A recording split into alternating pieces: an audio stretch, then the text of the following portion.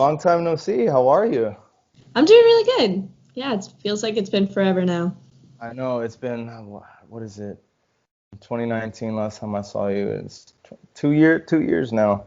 Man, feels like It's longer than really that, but Yeah, it does. In a weird sense, it does feel like longer than that. So for those who don't know, Ruth is also a former N.E.T missionary that I had the pleasure. I didn't unfortunately didn't get a lot of time to work with her and see her work, but the brief time that I did get to spend with her, which I'll touch on in a little bit, it was just your dynamic and your just yearning and just desire to serve not just God but serve people is just something that really is kind of awe-inspiring in a sense. So where did that come from?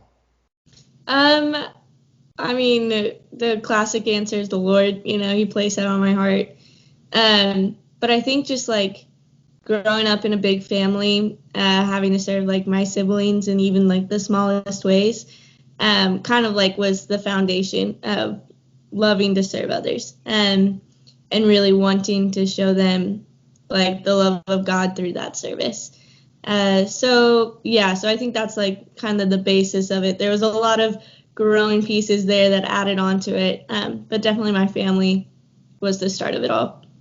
I mean, it's not just every day that, yeah, because there's like millions, if not billions, of people that believe in God, but not literally all of them have the desire to be like, hey, I'm gonna drop everything I'm doing and just, literally travel the United States for a whole year and then go to another state in the country and work with inner city youth, which is what you do, right? That's Yep, kind of that's like what what I do you do. now. So, so obviously we'll kind of like brief touch upon where you go to N.E.T, come off N.E T, and then what you're doing now. So then so you grew up in Maryland, correct? Yes. Yep. Maryland. I like Maryland. It's a nice place. Actually, people knock on Baltimore a lot because of all the shit that happens, but I really like Baltimore. It's a really nice place. Um, but so you grow up in Maryland. You grow up on a really nice farm, by the way. I love your family's farm. It's really just a nice, low key, out of the way kind of place. So Yeah. how did you obviously you said you just had the desire of serving your siblings because you have a big family. So what made you just want to be like, hey, Net's a thing. I want to go do it. I feel like there were lots of little steps that God started putting it on my heart. And it really all started with my brother-in-law who did N.E.T before starting a relationship with my sister. And my other brother was married to, I mean, my other sister was married to one of his brothers. And so that's how I like knew him. And when he came back from N.E T, I just remember being like just starting out high school and seeing the joy that he had from it, hearing all the stories, watching him try to do some of the skits by himself. And it was just the funniest thing just to see that. Hello, Cleo. This is our house cat. Oh, look at that.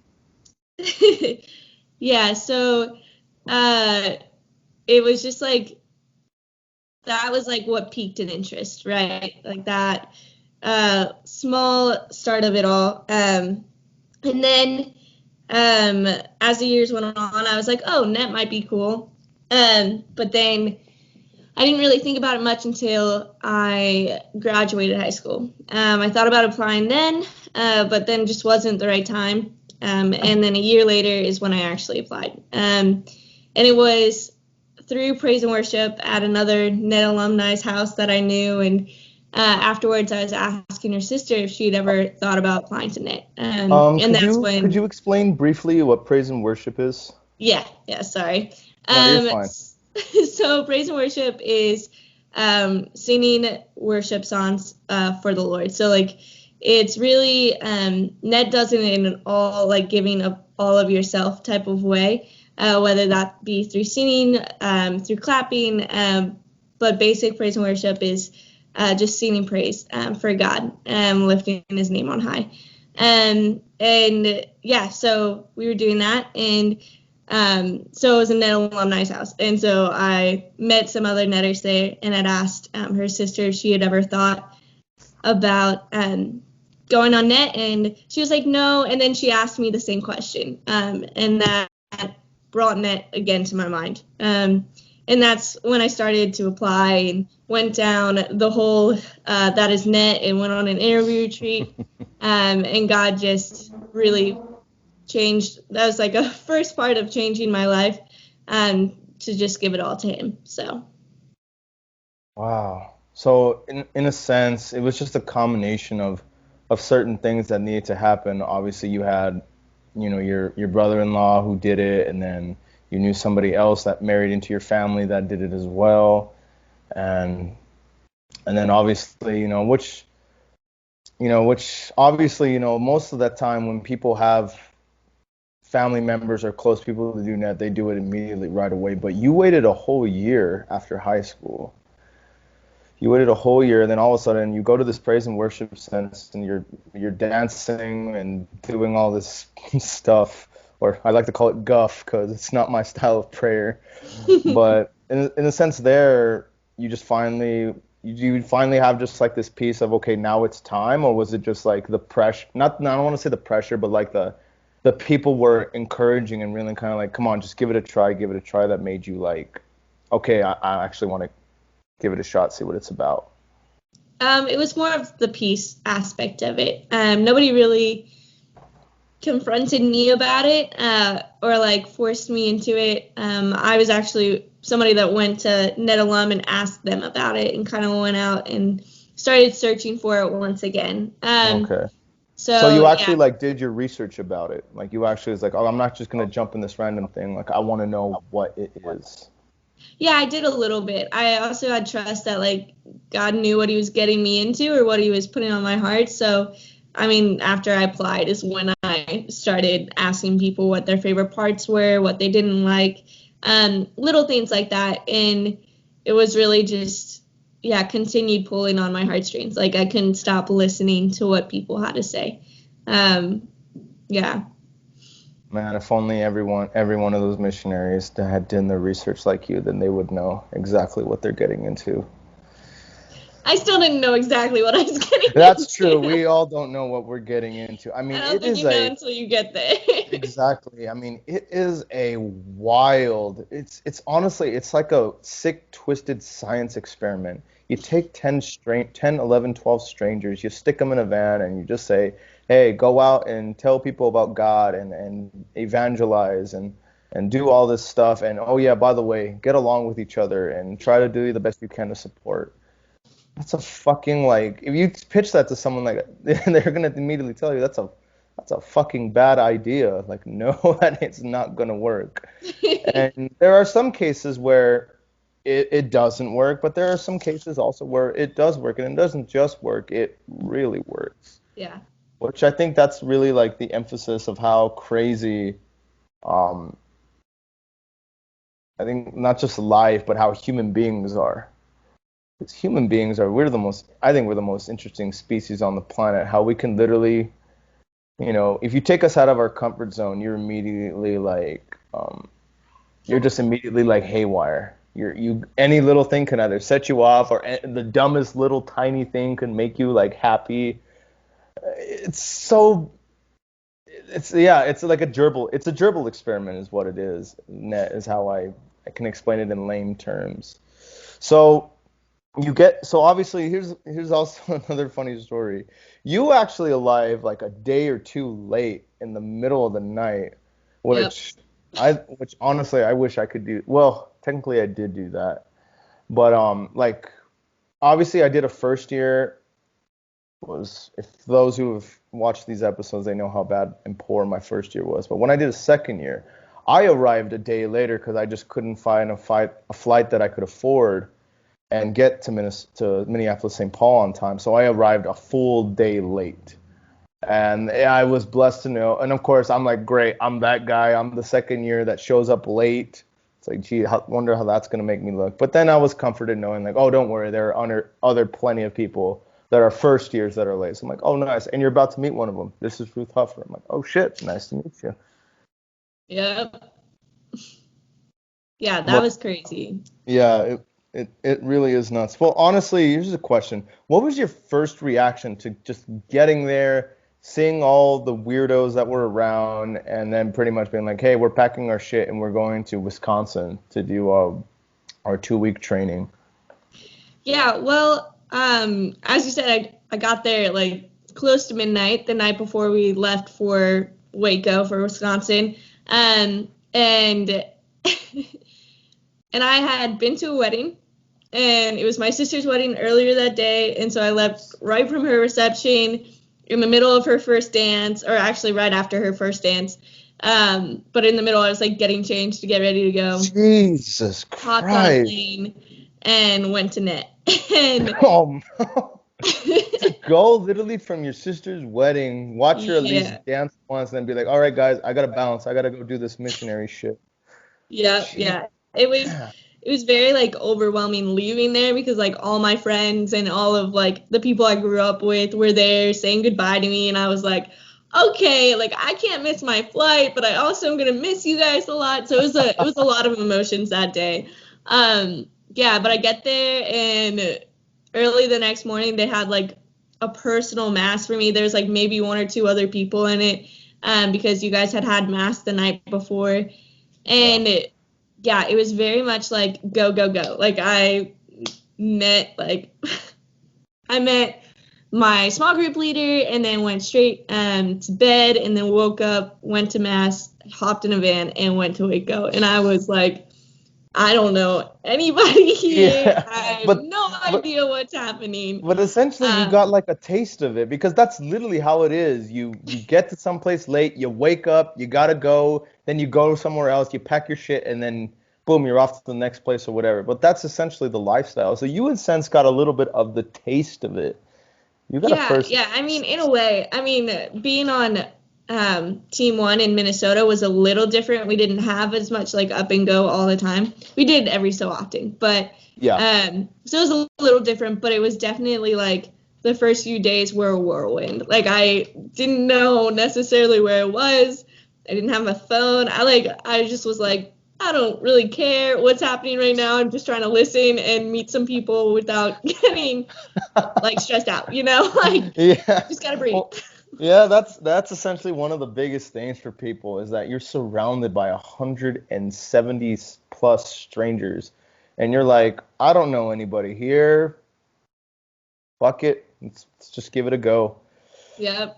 You Yeah. know, and thankfully, I was thinking, because I knew for a fact, I'm like, I know nobody. When I did my second year, I know nobody. It's like, well, you know, might as well jump in while you can't see, or, just jump straight in. And thankfully, though, there were some people that I did recognize or recognized me. And of course, a lot of their reactions were, wow, you're back. And I'm like, yeah, I know. Don't need to rub it in my face. So you get to, obviously you have this whole rush of things. You get to Wapagasa, and for a lot of netters and a lot of people that have done it, they say a lot of their best moments and best parts, at least of training. Some people say of the whole experience, which I'm like, damn, you must have had a fucking rough year, or your year must have sucked or something. But they say that's like one of the best things about the whole training or experience or whatever. Well, how would you describe like Wapagasa? Um, it was very good. Like I loved my small group, still do. They're an amazing group of girls. It definitely was probably my favorite part of training. I probably wouldn't say my favorite part of the whole thing, just because there are a lot of really good memories with my team that I just love so much. But yeah, it was definitely like it taught me a lot of detachment from my phone, not having that for 2 weeks. Isn't that Um, so strange though? How it, like, you have to teach yourself to detach yourself from not just your cell phone and from technology. Like basically, for those who don't know, like in this place, it's like you're just there and you're here at a campsite, and it's just you, nature, and each other. Like you're not allowed to have a cell phone. You're not allowed to have any MP3 players, laptops, none of that. It's like you're away from technology. And for some people, it's a struggle. I mean, me personally, it wasn't for me, but was it for you? no, I found it very freeing. Like it was just like I didn't have to worry about it. I mean, my biggest thing was like, I mean, I let my mom know when I landed, and that was like the last time I talked to her. And I was like, Yeah. if she's stressing, like she knows who to contact. But Yeah. That um, that was the same with my parents too.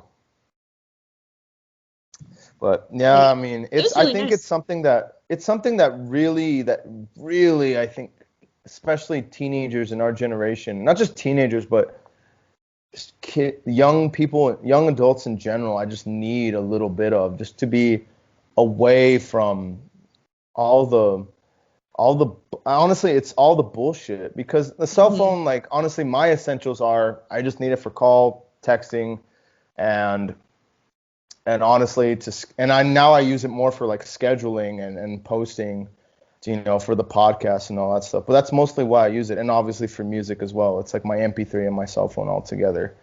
But for Yeah. some people, man, they need it to rely. It's like, oh, I need to check this, check that, or oh, I need to post about this and about that. And it's such a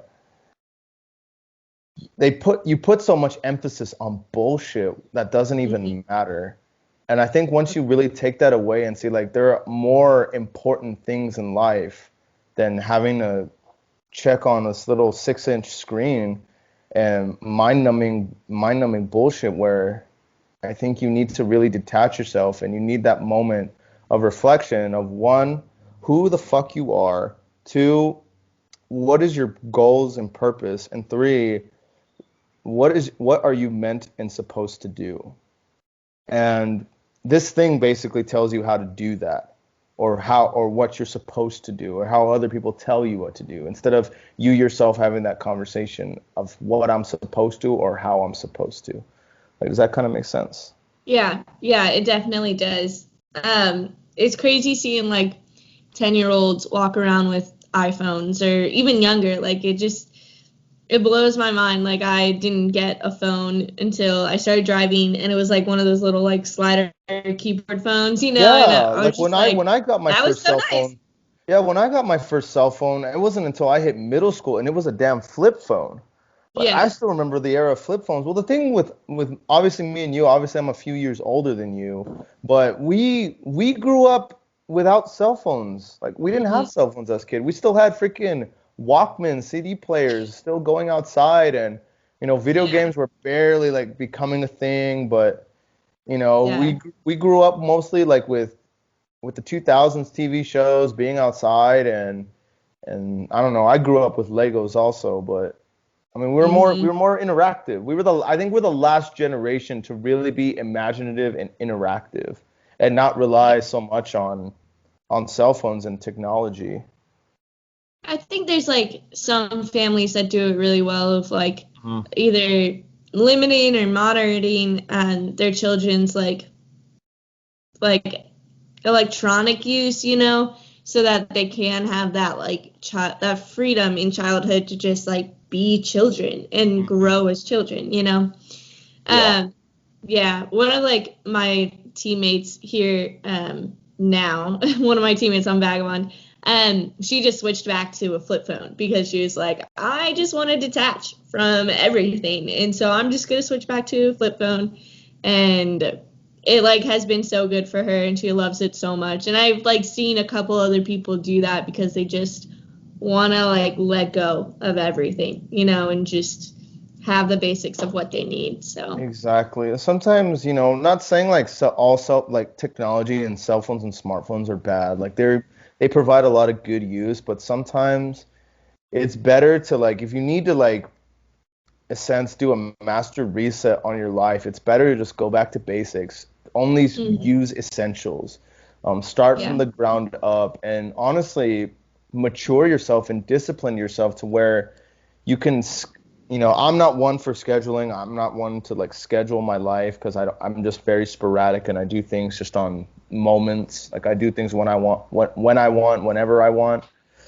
But sometimes, you need a little bit of that structure and scheduling to essentially like, okay, I need to get in this, and this day.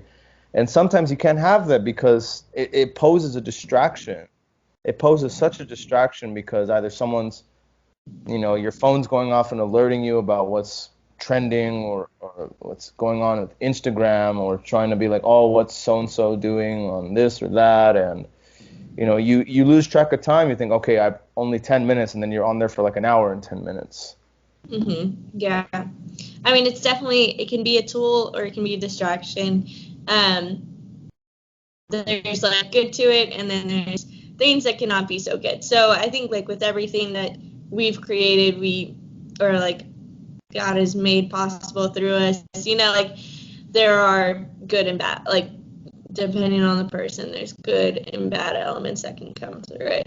And that's Definitely. The same thing with like social media and everything else that's on your phone, games and everything. These days, it's definitely like how is the user using it, not how it was created, Yeah, exactly. So you go. So obviously, Wabagasa is great. You have a great experience, and then obviously you get announced that you are on the home team. Which, for those who don't know, the home team is like the central base team that N.E.T was basically founded upon. That basically stays in Minnesota and travels all throughout mostly the Twin Cities, and of course some parts of northern or southern Minnesota, and then some parts of Wisconsin too. But how was that experience? Because you are basically like you're the home team, you're the team that represents what the whole thing is about. Even though, granted, all other teams do represent, and they represent N.E.T, which is what we were supposed to do. But you are the team that really represents. It was definitely like, it was interesting. I loved it. I loved being part of home team. It was a huge blessing to be able to be at the N.E.T Center so often, to see the supervisors, to see the people that are really behind the scenes of making N.E.T possible, in their element, like in the place that they, do their work, so that was a huge blessing. Yeah, it was definitely like, I never felt like I represented N.E.T, like you're always like supposed to be like, okay, like dress, act like you represent N.E.T, like all of that, but it was never like I felt like eyes were on me, I just felt like I was, there to do a mission and to love the people that I was called to love, and to serve the Lord. And so I never thought of it like, oh, I am what N.E.T represents. I just thought that I was put on that team and did the amazing gifts that we got as home team of just being able to help out with things, again, at the N.E.T centers, do longer retreats at the N.E.T centers, help out with events that happen there. But yeah, gotta use brain power. Use it. I know. Keep working. We can't die yet. Yeah, it was a beautiful gift. Crazy in itself, but beautiful.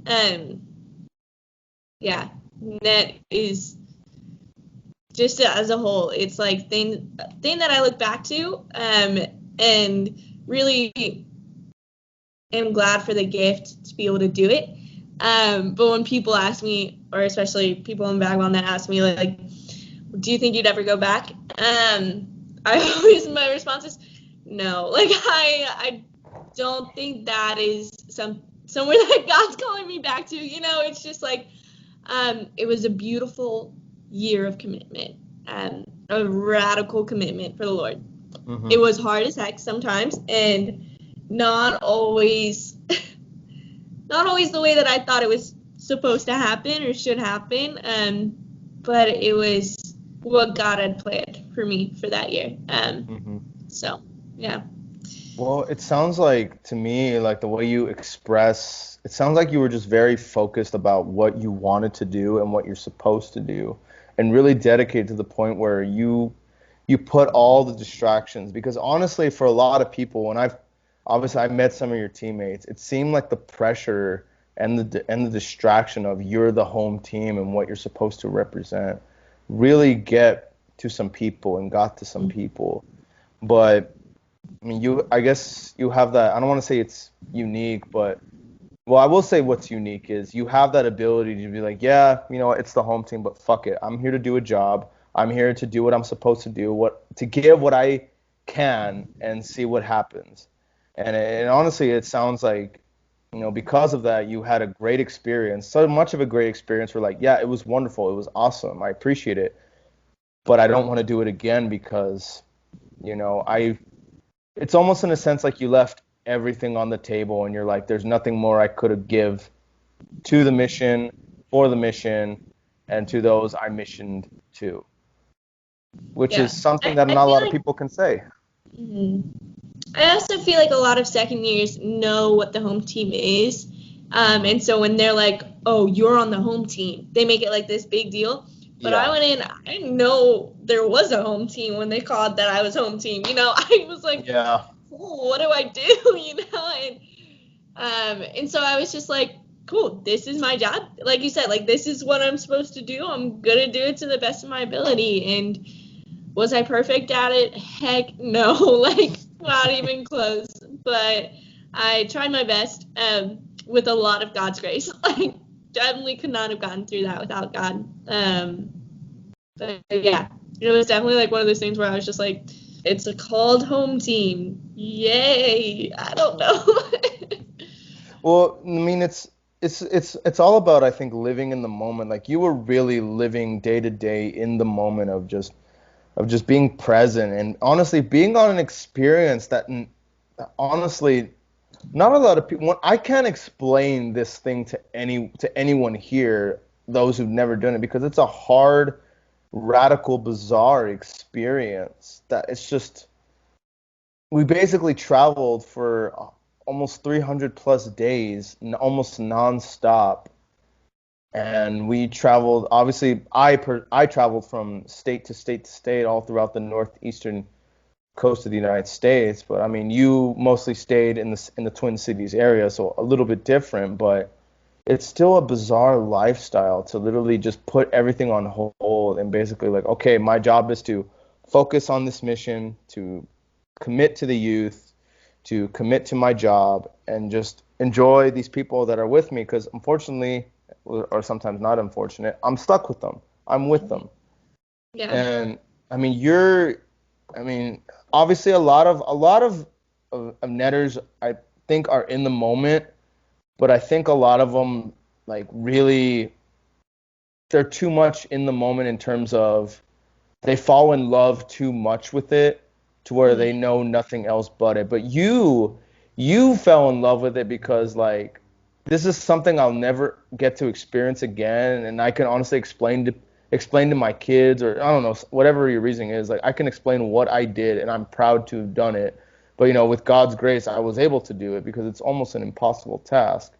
But like I said, you were in that moment so much where it's like I left everything on the table, and if I were to do it again, I would. But if I had to do it a second time, it's like with a different team, it's like I'd rather not because my experience was so great and I gave everything that now I'm just in a sense ready to move on, which I think is something that a lot of netters don't know how to do because they're so I don't want to, I guess, in a sense, like too committed and too involved to where like they can't just let it go. Like they have to have a piece of it, a Well, part of it's them. definitely, yeah, it's definitely hard. Like you spend 9 months with like amazing people, all striving to do God's will. Like sometimes you don't get along with them the best. Sometimes they're not your favorite person in the world, but you're all striving for that call that God has sent you there for. And so to leave that atmosphere of we know we're all on the same page, at least when it comes down to what we have to do, we're going to be obedient about it.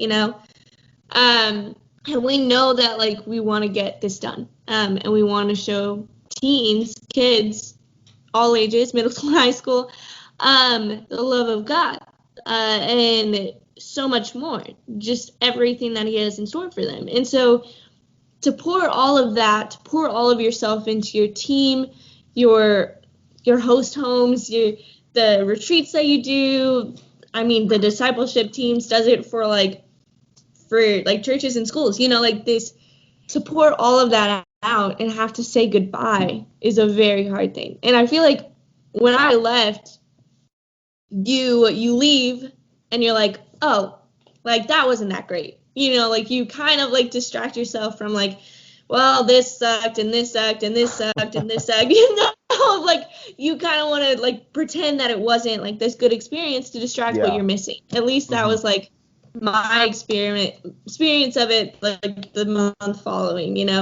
I Yeah. still talk to my team, like I still talk to people, but like it was like, oh, it wasn't that good, like this is what's wrong with N.E.T and this is what's wrong with it. And of course you like see that clearer with your like backward vision, your 2020 vision, but you also have to take a step back and realize like this is because I missed it. This is because like there was really good moments too. Mm-hmm. There was a lot of hard moments, but there was really good moments that like will stick with you forever. And it's like this sorrowful goodbye, and that's why it's so hard to like leave it, because like God's grace is within it. His hands are at work within it. Are they perfect through the hands of man? No, like not at all. Like N.E.T is not a perfect like organization. It has its ups and its downs and its own struggles and its own faults. But at the core of it, it's just a bunch of people trying to do God's will. Yeah. And I think that's what really like holds people there. It's because they don't want to leave that comfort. I even applied for a second year and they like declined it, and I was like, I applied because I wanted to stay in the comfort of it, like not because I necessarily wanted to do a second year. I was like, probably not, but because I wanted that comfort. And once God was like, no, you're not supposed to be here, I was like, hurt, but I was like, okay, I guess I gotta go find something else to do. That's But that's without that, real. like I wouldn't. It's real interesting because that's a lot of things that a lot of second years do, is they go back to it because they're like, oh yeah, like I'm this is it, I love it, and they go. But I think when they say like, oh, they love it and oh yeah, I'm meant to be here, it's really more of, oh, this is just so easy, I need to come back. And I I think know that's how to kind do of like, this. yeah, it's like, but I think that's a way of, I don't know, I just view it as like a, but it's easier for you.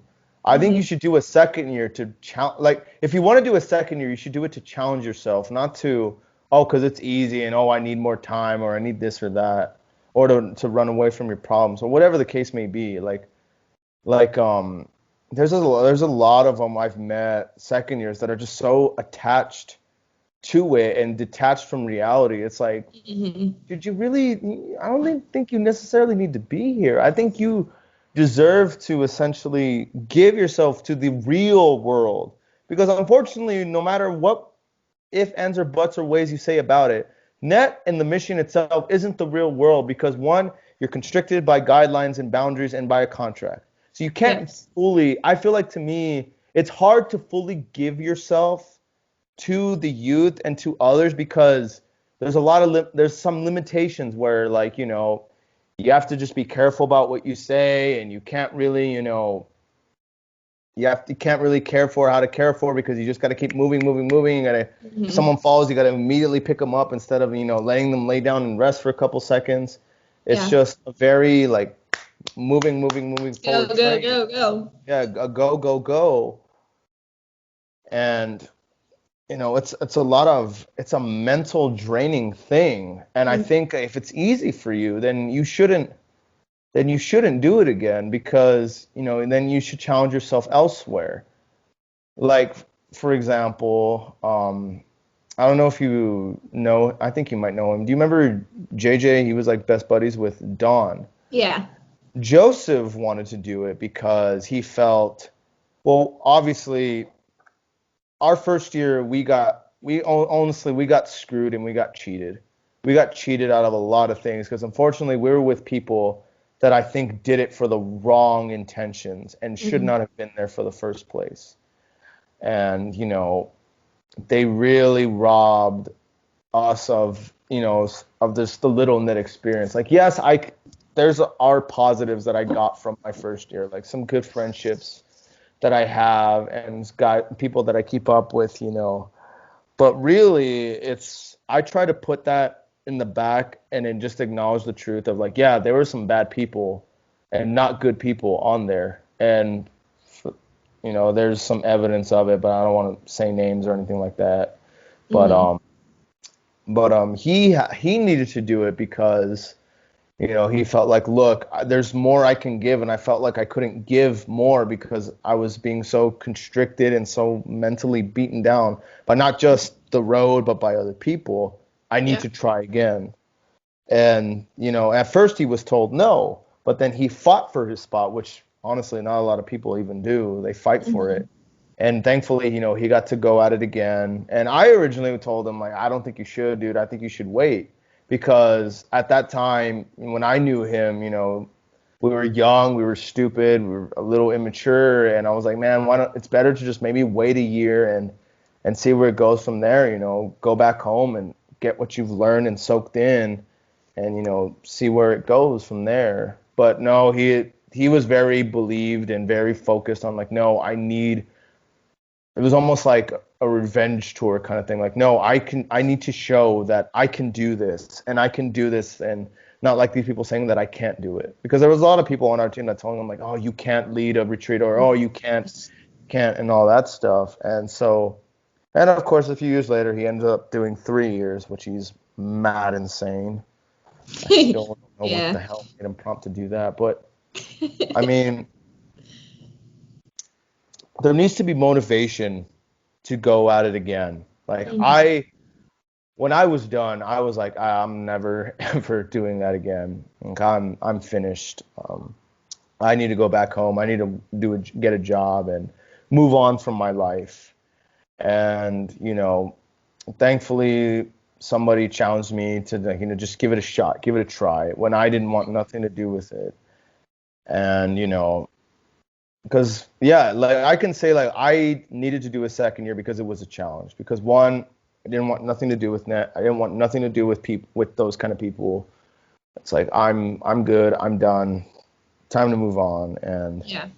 God essentially challenged me to be like, no, come on. You have a lot more in the tank.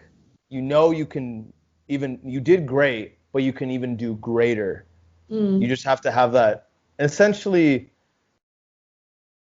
I felt on my heart like I felt not only did I felt cheated, but I felt I cheated those who I served to because I was so pissed off at everything that was going on, pissed off at teammates, pissed off at everything in Cincinnati. I was just so angry that I felt like I shortchanged some of those kids and some of those youth to Mm. where God really put it on my heart when I came back of, just be you, be stubborn, just give them what you can and what are able to give, even if that means going over the edge a little bit, like crossing that line. Mhm. And me having that mentality and that focus to just do that, you know, it made that year so much better. And thank God I was blessed with with those many individuals on my second go round Yeah, that your team was very beautiful. they're wonderful. I mean, I've never met so many people. They're like, you know what? Yeah, this sucks, but you know what? Hey, we got to deal with what we do with the best of it. Fuck it, let's go. And it was like seeing that, like actually, like not just like physically seeing it, but also like seeing how everyone takes care of one another and is there for one another and trying their best. And sometimes saying screw the rules, or what? Hey, we need to kind of fix this. It's like, okay, Mhm. not only do these people give a shit about us, but they give a shit about what we're doing. And that's something I appreciate. And that's why it made, even though the second year was incredibly hard, it was still worth every single moment of it because I was in the moment of being with every individual there and witnessing their growth and just their change and their pursuit of not just holiness, but pursuit of ultimately being a better human being and Mhm. showing why, there is hope in humanity and there is a good thing with taking sometimes, whether you believe in God or not, but sometimes taking a leap of faith and chance with yourself. Yeah. And I think people really need to understand of taking a calculated risk, not taking too much of a risk where you're jumping off the cliff every day, but sometimes knowing whether or not, okay, this is the time to take the risk or take the risk of not taking the risk. Yeah. Yeah.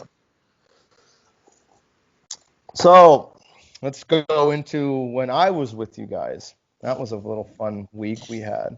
Yeah, that was fun. That was a good old time. Honestly, your team was one of the most like, how do I describe it? It was like a fun adventure with the island of misfit toys. That's how I Yep. describe it. I mean, I think it's that's not, perfect. and people who are like saying like, oh, that's kind of a, I'm like, no, not really. It's just, look, we're a bunch of misfits. We're young adults slash teenagers who are fucking thrown into this shit, and we got to figure it out. But ultimately, it was like, okay, this is different than what the people I'm with are used to.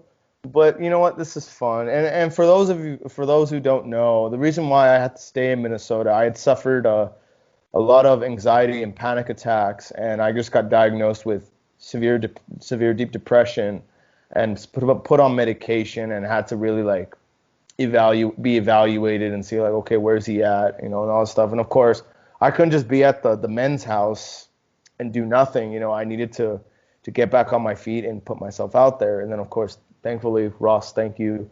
He's like, all right, you're gonna do stuff with home team. It's like, all right, cool, I guess. What better team, am I right?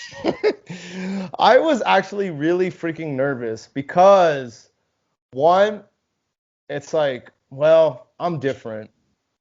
It's like I'm very out there.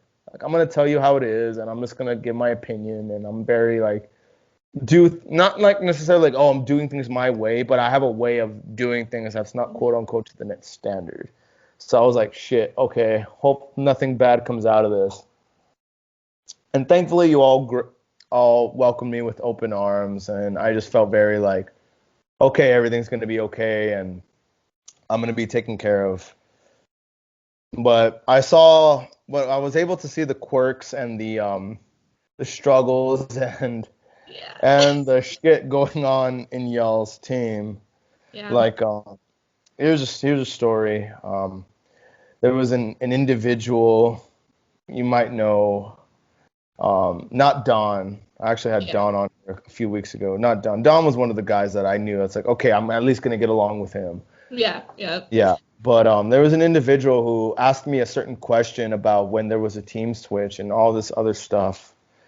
And I was basically trying to give him advice about like, okay, man, here's what you're supposed to do, and here's what the reality of it is. And let's just say I found out his true colors in that moment, and I was very like, ah, I see what's kind of going on, and I see kind of because every team has like what's it called? There's like a little rift in it. Hmm. Every team has it, and that's I'm like, okay, you're the rift. I get it. But ultimately, though, it was just a fun experience with you guys. I mean, you guys were very quirky, so You're bizarre. insane. You Like, had so many quirky, personalities insane. on there. So many personalities. I mean, your personality is very like you're out there, but you know when to like bring it in and be like wholesome.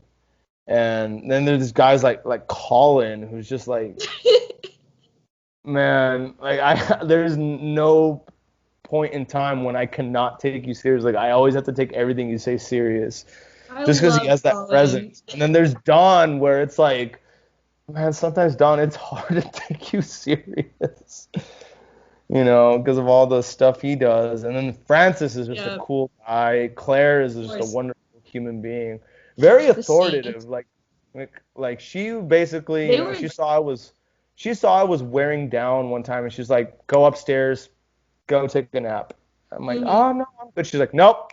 Go do As it. your honorary team leader, go take a nap. All Yeah. right. Claire and Francis were the best team leads we could have asked for a very insane team. They loved us very well. Or less loved me. I know there were some people that were struggled a little bit, but like for the most part, they did the best that they could and they gave it 110% every time. No, and I could honestly really see that because I talked with Francis a few times and I asked him, how difficult it really is to like 100% be there. But I also asked him, how difficult is it to try to care for these people in a way that you yourself can't take care of them, because Net says this is how our way to take care of people. Yeah. And the struggle that he said, and honestly the realness that he gave shows that he didn't just give a shit. He gave two shits about each and every one of you. And he's like, I want to see these people be better. I want to see these people. And it's not just about being a missionary. He's like, I want them to come out of this and be better than when they came in. And that, I think, is an ultimate goal for team leaders. It's like, I want to not just because, yeah, ultimately as a leader, you got to push people. You have to push people outside their comfort zone, and you got to really get it in there to perform, because ultimately our mission is to perform. We have to perform, because that's what it is. We're here to perform, to do a job. And Francis asked you all to perform, but in a way of to perform to be a better person. And that's, I think, something as a quality that really shines with him. And I think Claire really amplified that even more, just because she has a very stern and strong personality too. But in such a loving way. In such a loving way, exactly. Yeah, I've never felt so loved while being told what to do in my life. Exactly. There were so many times where she was like, Ruth, get your crap together and do what you need to do and come talk to the sisters and let us in. And I was just there this is annoying, but you're loving me, so I can't be mad. What is this? Just the way that she said it was always so lovingly, even when she wasn't taking my crap, It's like, God damn it, I hate you, but I love you too. Yes. Yeah. Yeah, we were definitely misfits all together. Yeah. Oh yeah, definitely. But it was misfits that worked. It worked. It worked in every way, to where when I was able to do a retreat with you all, I understood why. Because honestly, because obviously y'all supervisor Joe Rinda was my former team leader, and he would tell me all the time, like, man, even though it's a struggle, they know what they're doing, and it works, and it works really well. And it's like, okay, guy, no need to show off about your home team, okay? And, and honestly, watching you all work, it's like, okay, I see why he brags about them. I get it, message received kind of thing. And it's a really cool thing, because that's why I started this podcast, is to get different interpretations and get different viewpoints about just faith, sports, the world, beliefs, and all that stuff, just to see how people work and how they react. And seeing you all do what you do and how you reacted to one another, it's like, yeah, this works. It works. Yeah, because how amazing that was. And like I said, it was an amazing year that I will always look back and remember. There were a lot of hard times, and a lot of crap hit the fan, and you just you just are frustrated or aren't feeling the way that you feel like you should feel, but when it came to retreats, when we were in the trenches, we knew that we could lean on each other. We knew that we could support each other, and do what we had to do. We each had a job, and we knew how to do it, and we were going to do it and give it our all. Yeah, and that's when you got a good team right there, when everyone is literally like, look, we know our job. We know what we got to do. Let's just go out and do it. And then it's not even so much to where you're thinking about it. You're just, boom, you're doing it. Yeah. You're focused. You got it. Boom.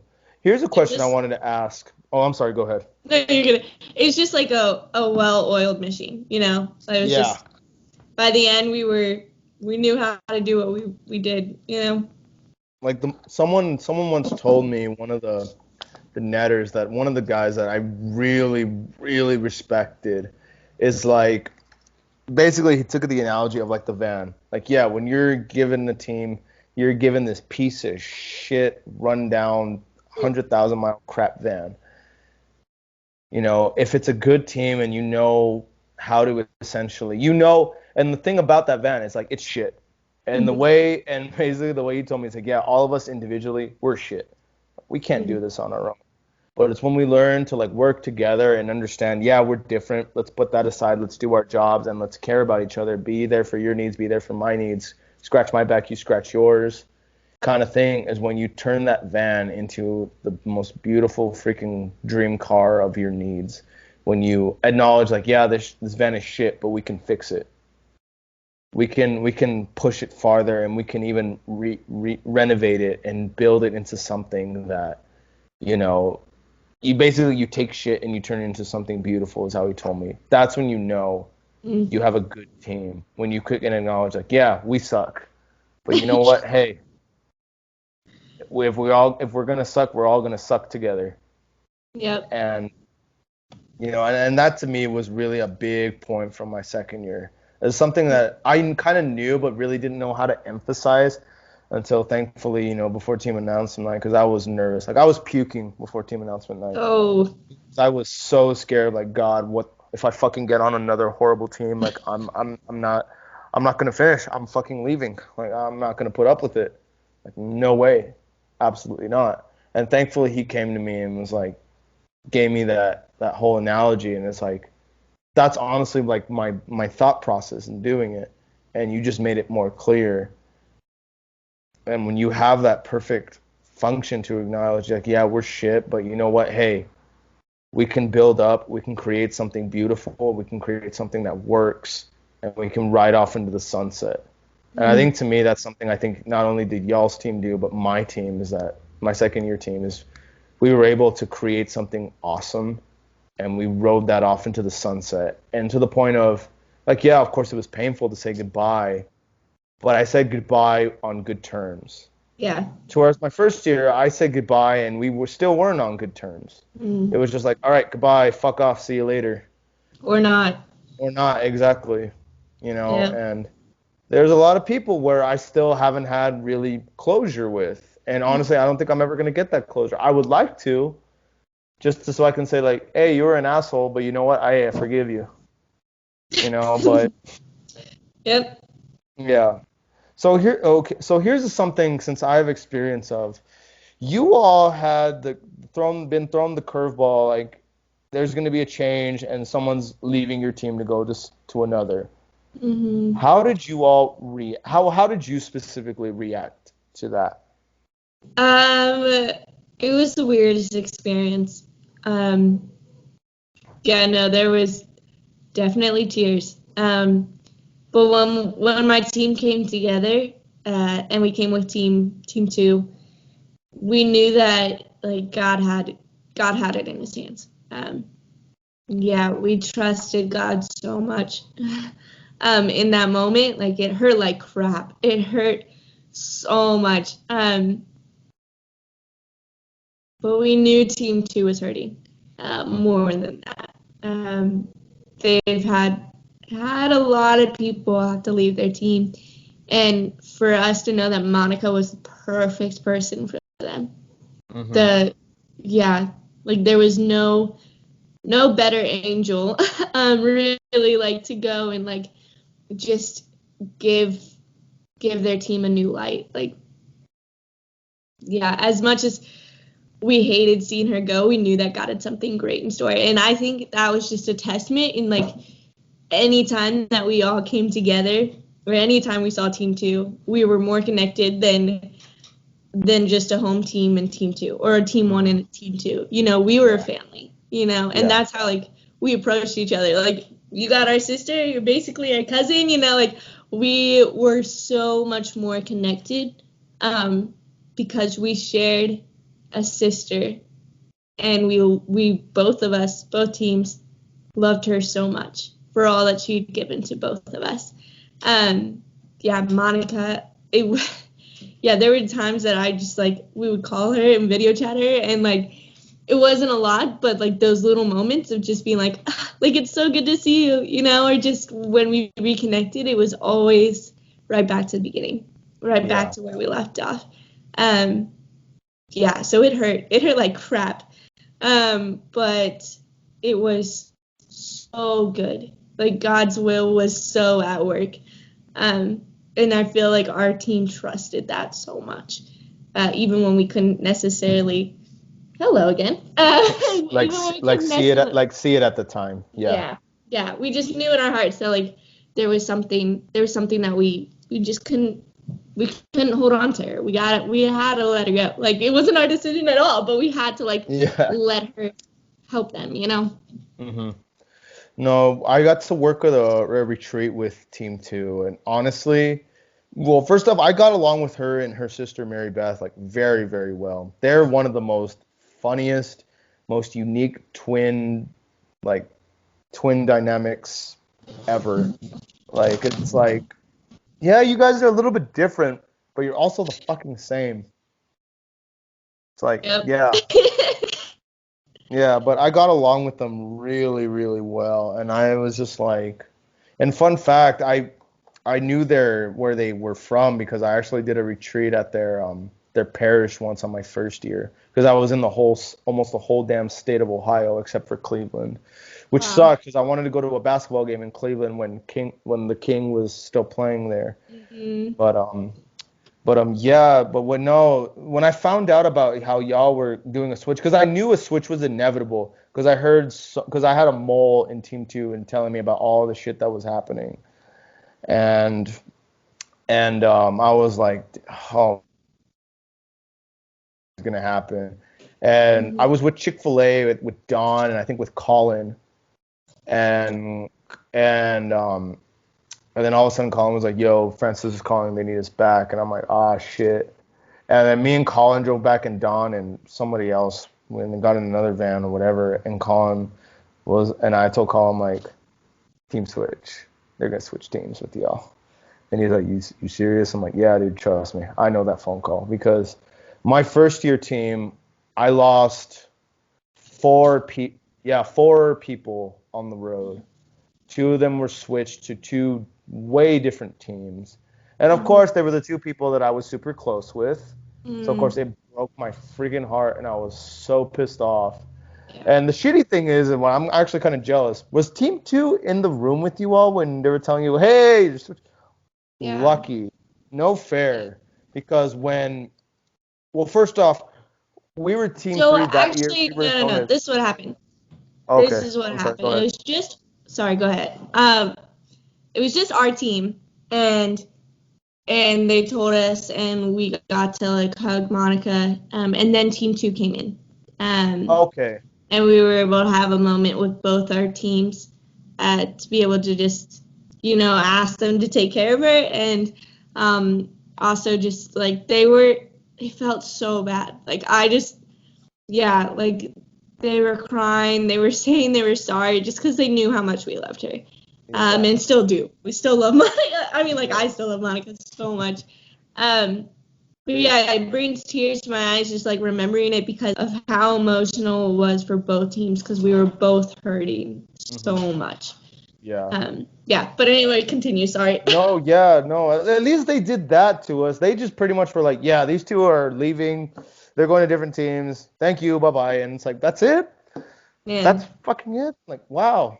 And thankfully, thank God I love Dan Driver because he knew specifically because he asked me, he's like, how you feeling? I'm like, I'm fucking pissed. I'm pissed. Like, there were definitely people. I was close with those two, and I'm sorry. It kills me that this is happening, but it's like, it's just, it's basically he told me in a way of like, this is business at the end of the day, which is not what I wanted to hear, but I Yeah, needed to hear, which is like, I understand why. I do yeah, understand why. But I think honestly, it would have been so much better had they would have brought in the other team in and been like, guys, we're sorry, but the other two teams, because they got put on two separate teams. So they didn't yeah, even like let us like talk with the other teams, which I felt was really, really shitty. It was just yeah, like, yeah, they get to take our people, and yeah, that's it. It's like we don't get no closure from it.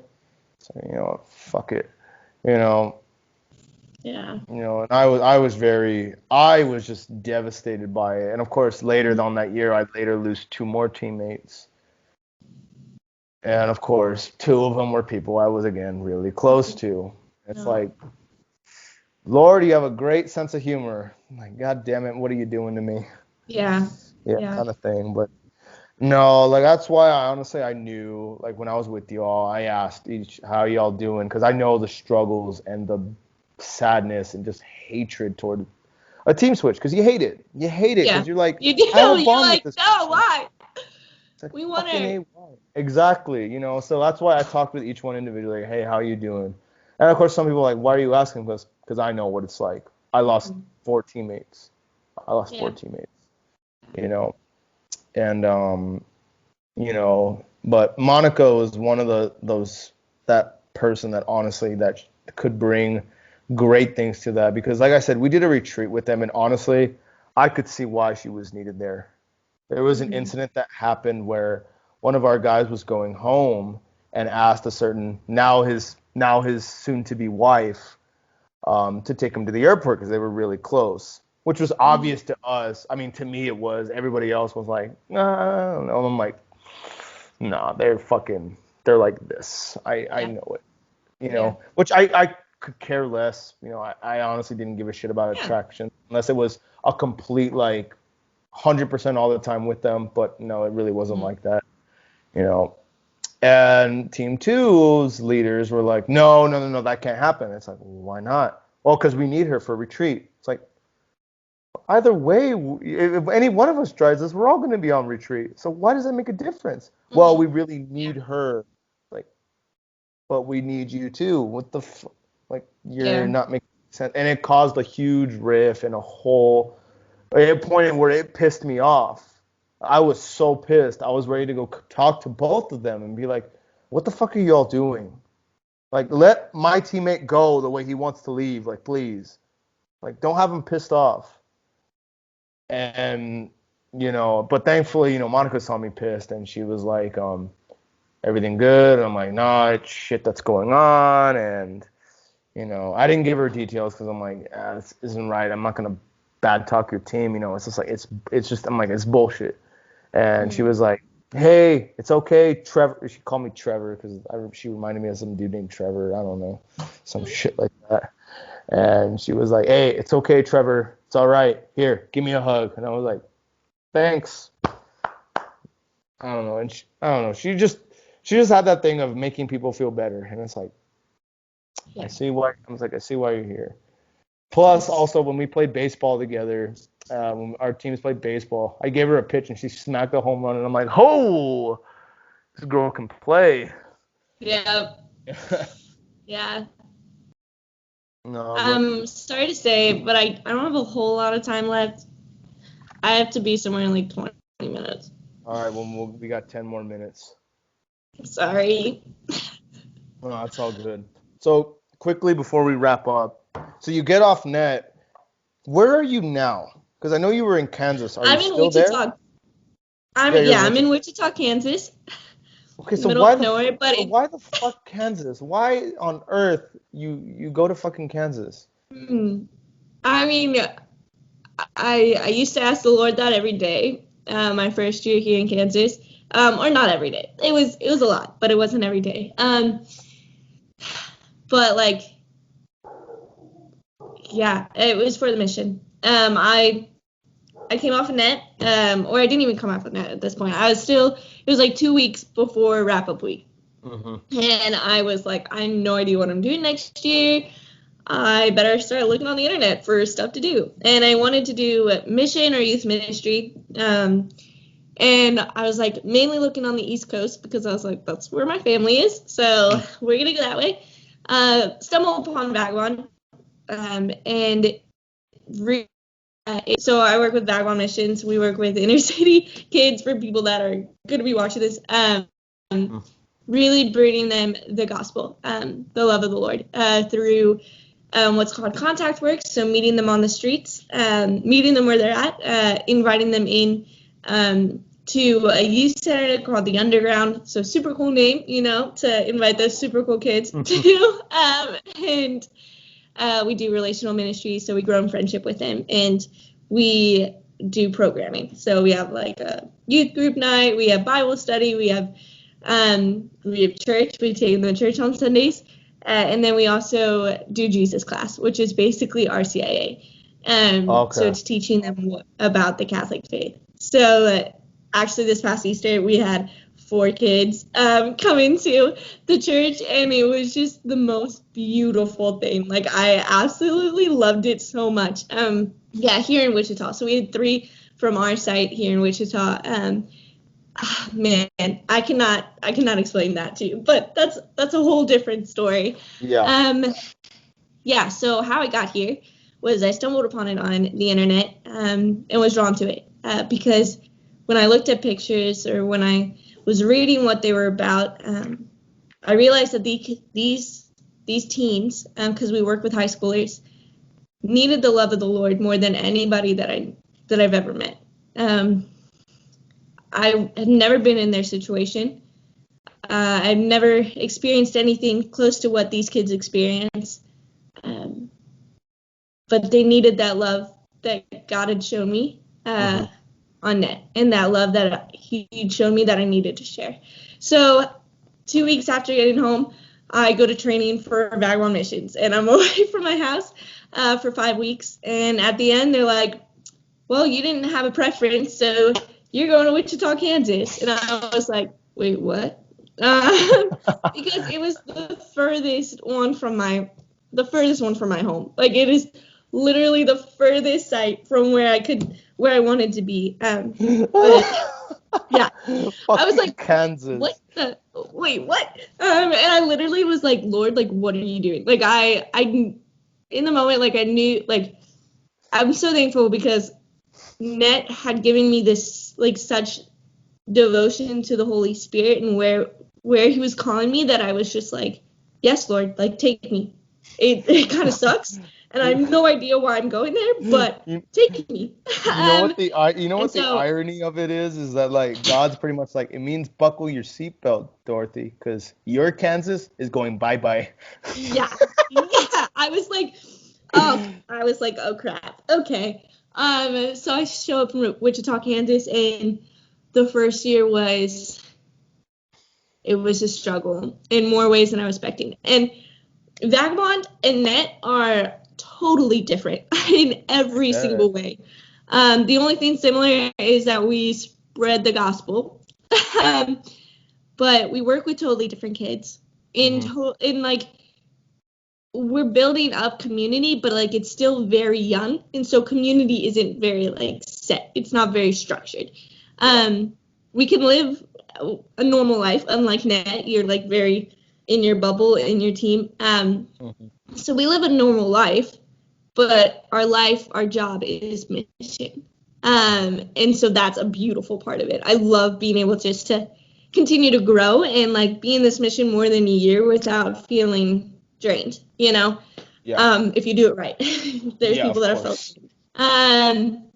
So yeah, it's how I ended up here is solely the Holy Spirit, because I had no say. I was like, okay, God, like, I no idea. But what kept me here was the kids.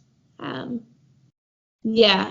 having one of the hardest years in my life, just through personal struggles, through pushing to be growth, and just in ways that I never expected.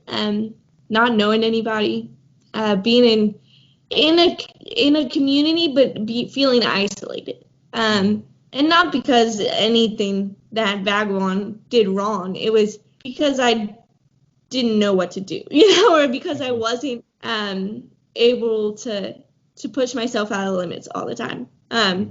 So that was hard. But at the end of the year, I was, like, thinking about doing a second year. And I'd look at my kids, or look at pictures of my kids. They're all high schoolers, but I call them my kids because they are people that God has brought to me, kids that He's brought to me to love and care for and support and become friends with. And I looked at them and I was like, I can't leave them yet. So do you, like, pretty much, like, minister to these kids for, like, X amount of years? So a first-year missionary signs for a 1-year contract. Senior missionary signed for 2 years. no, senior missionary assignment for 1 year as well. And then team leads are 2 years. And then there's area directors, which are like 3 years. So I came into my second year being a senior missionary. I'm leaving my second year being a team lead. So in the middle of the year, I became team lead of my team. Wow. Which was another curveball that I did not know God was going to throw at me, but well, has I mean, been it sounds like the mission is very like business oriented, like kind of like, yeah, like, hey, you want to do they ask you if you want to renew your contract, if you want to stay, or are they like, hey, that's it? Like, No, they ask you. They're actually very much love it for people to stay because of the kids that we serve. Because the kids that we serve don't have a lot of stability in their lives. And so to come and leave is really hard. Yeah. Well, I mean, And so you're in these kids' lives for like a full, if not 2 years, and when you become I don't want to say like attached, but when you come like very close to them and they become very close to you, it's pretty much like, all right, I'm done. Bye. See you later. You know, it's like you said, you grow like, no, I need to be within this person's life a little bit longer and really like I think one of the struggles and the biggest struggle of N.E.T, especially for me, of why I really like it's a hard pill to swallow, is, and even though I know I planted seeds, how many of them really are going to sprout? And even though someone's like, so there's got to be one sprout in there, yeah, but what if none of them sprout? And of course, people instantly are like, oh, but you can't think negatively like that. But I'm like, well, it's not thinking negatively. It's like, this is just the real world we live in. People are influenced by an X amount of things. What if my words aren't enough? What if I could just be there longer, in a sense? And that's one of the things that pisses me off about the hard road life of N.E.T. It's like, if you really want me to minister to these people and to these kids, I wish I could be there longer and really show them the example and be there for the struggles. Because you can't know their struggles in just being there for like 2 or 3 hours. Yeah. So we're really in the trenches with Vagabond. So like N.E.T is very like plant the seeds. Vagabond's plant the seed because you're hitting these kids right at the basics. Like they know, some know like a little bit from what their grandmas told them or regarding faith. But a lot of them are just like, I don't know. I've never had a personal encounter with Jesus. I barely know who Jesus is. There's so many times that we have to re-explain what the Trinity is, or re-explain, let's go back to the basics. Like, we know Jesus. Yeah. We know he came. We know he came to save us from our sins. He rose again to bring us this new life. Like very much basics and then going deeper. These 3 kids that came into the church from our site, they have been coming to the underground since it started here in Wichita for 3, almost 4 years. And if they had not been fed, loved, friendships grown through those 3 to 4 years, they would not be Catholics today. It's something that you really have to nourish and really have to like pour your heart and soul into, but also because you want to do this for more than 1 year, or because it is a different set of like mission, a different style of mission. You also have to set those boundaries of, okay, like these are my days off. I'm going to take my days off so that I can love you better tomorrow. And so it's very much like finding that balance, right? That balance of like, okay, giving everything, but also allowing myself to be filled to be able to give everything. Yeah. I mean, the beautiful thing, like our now area director, my team lead last year, he has a wife and 3 or 4 kids. 3 or 4 kids.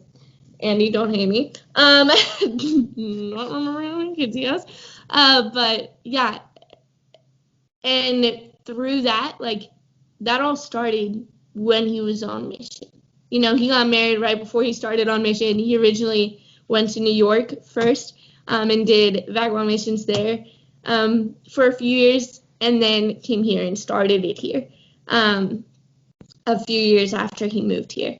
And so like it's one that you can live life, it's one that you can grow, and continue to love these kids and see these kids grow. And that's what I love about it. Like I love being in the trenches with them, becoming friends with them, meeting new teams, and like going outside of my comfort zone to, tell them to not throw up gang signs, or tell them to like not swear at the underground, like it's not okay. Like, but also like to be able to laugh with them, to be able to laugh with them and love them and show them that love of God, like take them to adoration, or be able to just like go to the mall together and hang out, like it's such a beautiful mission, and it's hard as crap. Like everything that you're gonna do is gonna be hard. There's gonna be the struggles, but you really have to find something you're worth struggling for if you want to continue to do it. And God really gave me this that's worth struggling for right now. So Wow. I mean, it sounds like you were just born to honestly like do this, to really fully give of yourself to kids that unfortunately have unfortunate circumstances, to really,